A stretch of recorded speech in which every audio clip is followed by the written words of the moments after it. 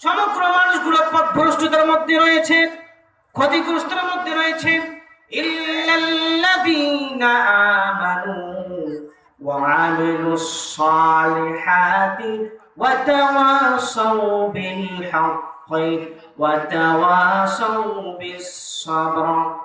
আল্লাহ তাআলা বলেন, শুধুমাত্র মানুষের মধ্যে থেকে 4 শ্রেণীর মানুষ মাত্র ক্ষতিগ্রস্তের মধ্যে নেই।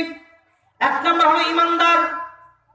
ইল্লাল্লাযীনা আমানু, যে ব্যক্তি ঈমান এনেছে, ওয়া আমিলুস সালিহাত, এবং আমলে সালেহ করেছে, নেক কাজ করেছে, ওয়া তাওয়াসাউ বিল হক, সর্বদা সৎ পথে চলেছে, সত্য কথা বলেছে, ভালো আমলগুলো করেছে, সৎ কাজের আদেশ দিয়েছে, ওয়া তাওয়াসাউ বিস সাবর, এবং অসৎ থেকে বিরত রয়েছে।